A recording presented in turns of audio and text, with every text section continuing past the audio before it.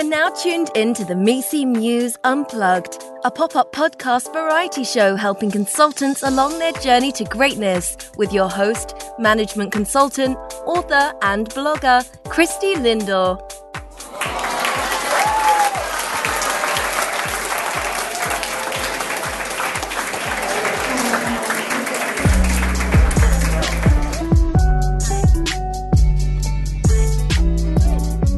Hey, my go-getters. Welcome to the Misi Muse Unplugged podcast show. For today's episode, we will be doing a segment that I call Quick Wins. And if this is your first time tuning in, Quick Wins is where I have an opportunity to connect with an individual to discuss either products, services, or ideas that are really helpful for a consultant toolkit.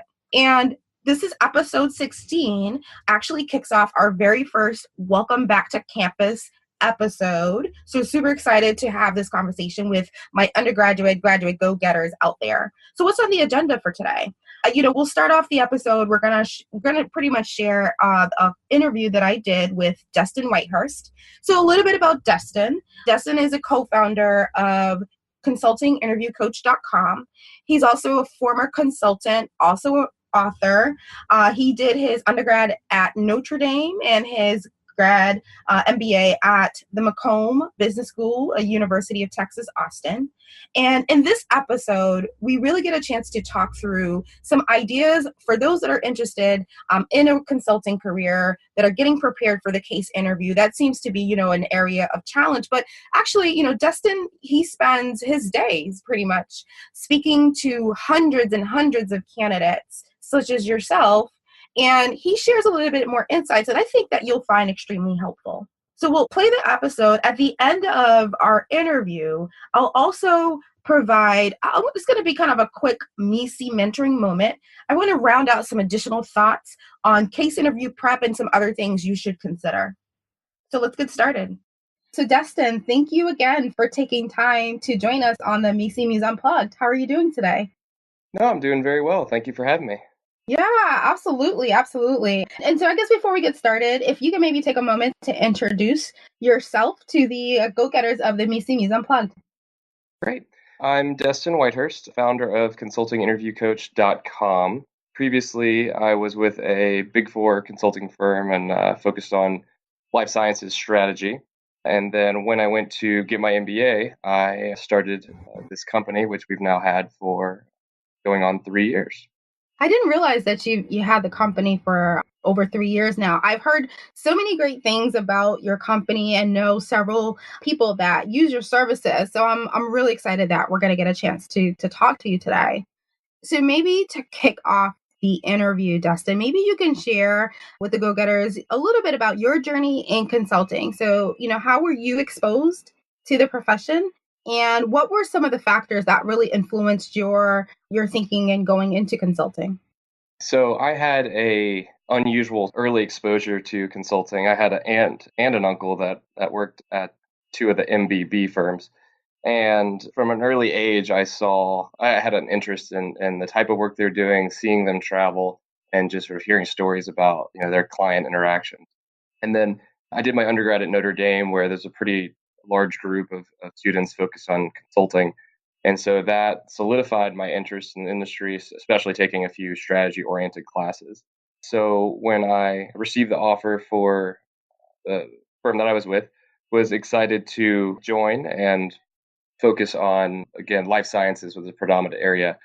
Quickly transitioned not only from life sciences, but also to mergers and acquisitions, which was, to me, just fascinating that you can go so deep into one area or so broad. I know a lot of the candidates that come to us, one of their reasons for getting into consulting is all the industry and business challenges you can face, but you can also deep dive as well, which I didn't during my career. You actually mentioned the life sciences or M&A. Did you know that those were the areas that you wanted to focus on, or were you, it sounded like you started in life sciences and then, kind of pivoted into some of the M&A work. Did you make a conscious decision to go into that space? I really didn't. And what I found was I followed who I found to be the most impressive people that I enjoyed working with. And that just happened to be the group that I was exposed to, and surrounded myself with a lot of leaders and a lot of sharp individuals. And so, I stayed in that track and sort of learned and grew with them. Yeah, yeah, and what you just said was just so spot on, Destin, and go getters. Destin really what he's highlighting is what I call really looking at the broader picture of consulting and looking at the culture. So it sounded like you were in a really good environment and you were attracted to the culture of a particular practice or area, and then that kind of led you down this path. So I think that's something for younger or newer consultants, it's so important. Like culture to me is everything when it comes to, firm decisions or practice areas. So take heed of that. So thank you for sharing that, Dustin, bringing that out. What would you say during your time in consulting? What was something that surprised you? Yeah, to expand on one point I just mentioned, definitely the idea of driving your own career, having control of what types of engagements you're working on, what types of clients, what type of business problems.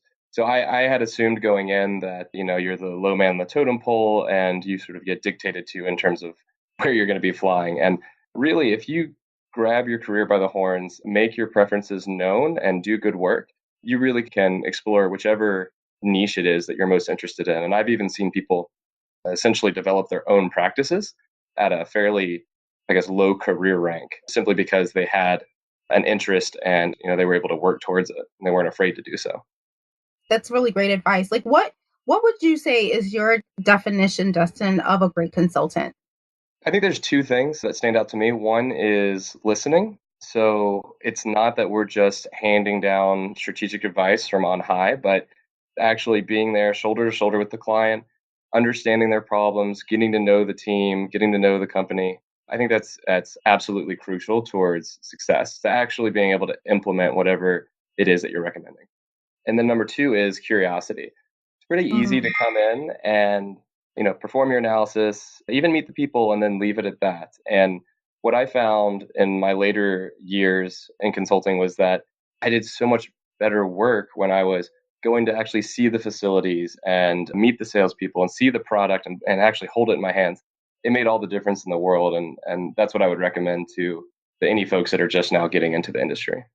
Thank you for giving that advice. I'm actually going to pivot, Destin, and talk a little bit more about your company, consultinginterviewcoach.com. So it looks like you started your career in consulting, and then I think the beginning of this episode you mentioned going to school and then starting your company. Maybe you can share a little bit about the journey of how did you decide to start this service? Was it something you were thinking about while in school, or was it just kind of happenstance? Maybe share a little bit of that.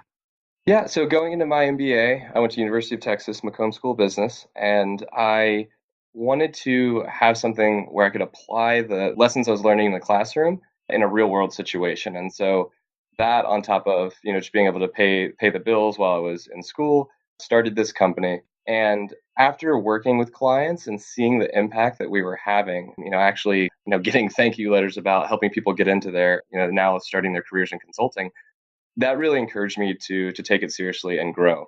And so towards the end of my MBA, I actually started bringing on more team members. So we expanded from initially 2 to 3 up to now we've got 10 coaches, and they are from basically the top 4 or 5 firms.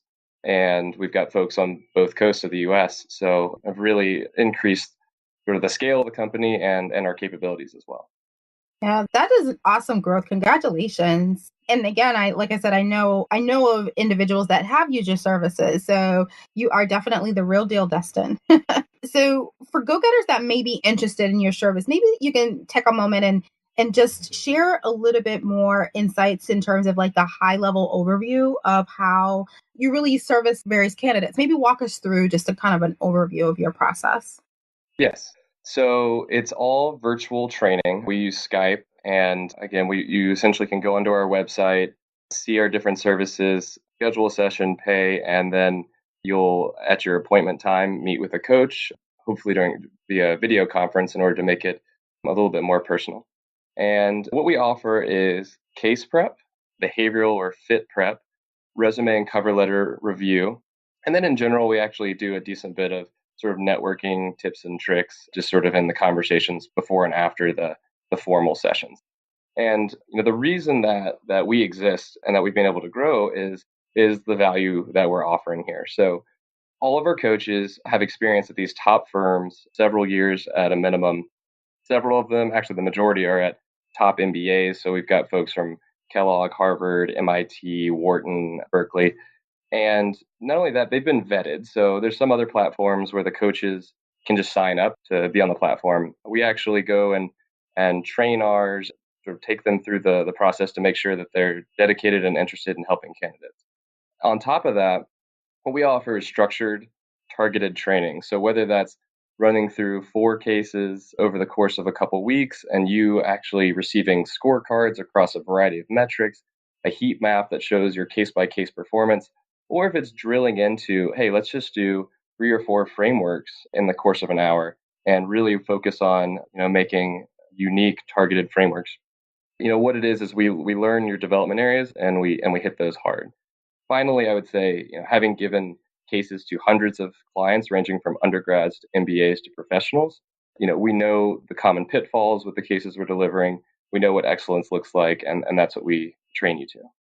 So, you mentioned a couple things here. So you mentioned like the case prep, the resume, the behavioral interview, and then the framework. So of kind of those 4, I know that's not a messy way to look at it, right? But of those 4 like kind of elements, right? Like what would you say is the most common pitfalls you see with candidates within those 4 like buckets? That's a great question.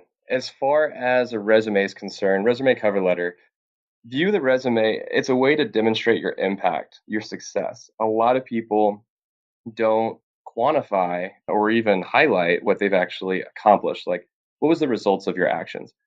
And then the cover letter you should view as a love letter. This should be about the firm and how you're going to add value at that firm. You really need to sort of focus on that relationship, the people you've met, the interactions you've had, the events you've attended. It's vital.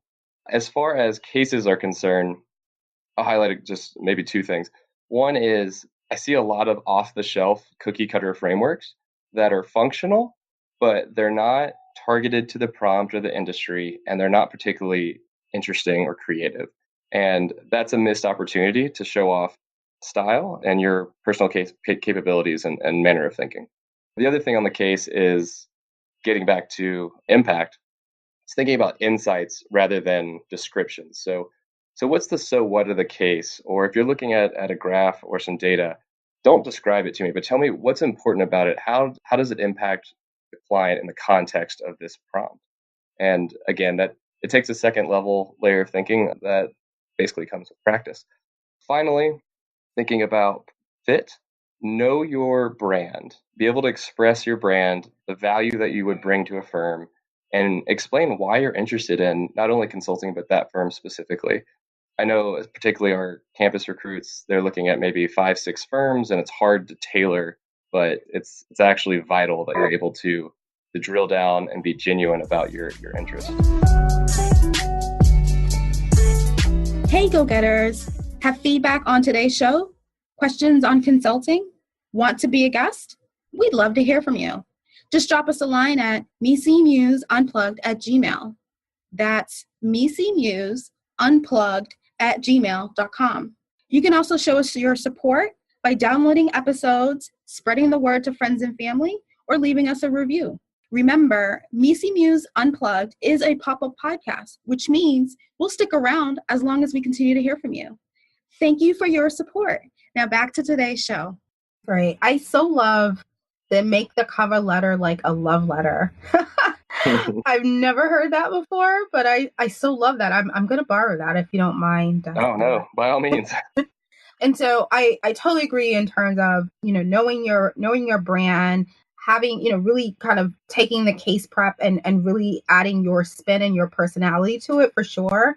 For go-getters that may be new to consulting and don't know what the so what. It's funny, I cover the so what in my upcoming book, but can you maybe just give the listeners a little bit more kind of context of what the so what is? It's so important. So yeah, for example, say you have a graph that you run some calculations and it turns out that there's a obvious financial answer to your question.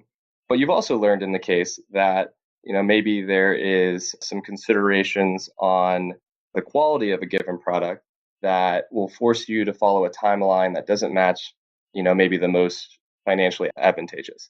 And so the so what here is not to just pick one or the other, or to say this is where the numbers are leading me, therefore that's the answer, but to take a step back and say, okay, what industry am I in? Like if we're in a healthcare industry, then quality is rather important. And so maybe we're actually going to sacrifice financial gain to have the quality and build a brand that's going to be trusted. And again, that is not as obvious to people who are just trying to solve the problem. But when you take a step back and think sort of realistically, how would this work in the real world? I think it becomes a lot more logical and frankly, I think easier when you take off the pressures of just solving the problem. I love that. So thank you for sharing that definition. So my last question for you, Destin, what would you say is the number one advice that you would give either undergrad or graduate students that are seeking to begin a consulting career, maybe, with this, September begins the new recruitment season. Like what's the number one thing that you would share as guidance, just given your background as a consultant, but also, you're in the space and you speak to hundreds of candidates regularly. What would you give them? So I'll give two instead of one, just because I think, and my experience as a recruiter and again, now as a coach, one is give the networking events your all, because if the recruiters are worth their salt, they're taking notes about who's there and what those interactions have been like. And so, go be present, attend, again, sell your brand, make yourself known, and, arrive early, leave late. And then the second part is live practice. I think I've already spoken to the value that our company offers, but whether it's with a coach or with a friend, live case practice and live fit practice, either one, it's really the only way that you're going to get a realistic experience of what it's like to be eye to eye with an interviewer. So those two are the biggest that I would recommend to anyone interested in having success this fall. Awesome. Thank you for that, Destin. And for anyone that may be interested in connecting with you or with your company, what are some ways that an individual can get a hold of you? Right. So you can find us on social or via our website. It's, again, consultinginterviewcoach.com. And we've got sort of a variety of ways you can test out our services. We have a trial interview. And also, we've got our contact information there on the website. If you happen to have questions about the services, we're pretty much available 24/7 to meet your needs. Well, that wraps up today's episode. Thank you so much, Destin, for your time. I don't know if you have any parting remarks or thoughts for the go-getters today. Yeah, last one, kind of random, but there's a book called Lords of Strategy, and it talks about the history of consulting. And I actually think that a lot of folks applying to the industry don't know much about its roots, and it's pretty helpful actually. So check it out, Lords of Strategy. I think it's a good read, and it's about basically your MBBs of the world, so pretty relevant for folks who are interviewing. I hope you enjoyed the conversation. And don't forget to check out Destin on his website, consultinginterviewcoach.com. I'll also include links on my website, missimuse.com, if you're interested. A couple things I want to talk through. This is going to be a Misi mentoring moment really quickly here. A couple things I want to talk about, given what Destin shared. We were so thankful for his insights. If you're considering a consulting kind of case interview prep service, there's a number of them out there. Destin's is one of many. I actually know, as I've mentioned in the interview, I know several people that's used Destin's and it's been really effective for them. But just to kind of round that thinking, what are some of the other, what are some things you should consider if you are in the throes of case interviews and you really want to test out from an objective voice? I think the case interview prep services are really, really valuable because these are trained professionals, these are professionals with a trained eye to really look for maybe what can be some blind spots or areas of focus that you may, need to really fine tune, and they can give you a different lens on it. So highly recommend checking out Destin and his service and any other similar services. What to consider when you look at that? I want to kind of mention 3 top things that you should look for in a service like that. One is, the number one, honestly, is proven results. You want to make sure that this service that you are reaching out to, and you're going to, put money and invest in to their services, you want to make sure that they've actually had successful candidates that have actually gotten offers at the targeted firms that you are speaking to. I think that's first and foremost. Proven results, there's nothing that compares to that. Again, lots of them out on the market, but you want to make sure that that's the number one, that they have proven results. How do you find that out? Talk to other individuals, around you that that are going through interview case preps as well. Find out, did they use the services? If you reach out to the companies, ask them for referrals. You can also kind of do a quick kind of recon if you Google, and you can, sometimes there'll be testimonials and different things. Just kind of do a little bit of research. Make sure they've got proven results. So that's first. Secondly, you want to be compatible with the type of coaching style that they offer. So everyone has different styles, and you want to make sure that it's not about, when I say compatibility, I don't mean like, oh, they're going to be nice to you.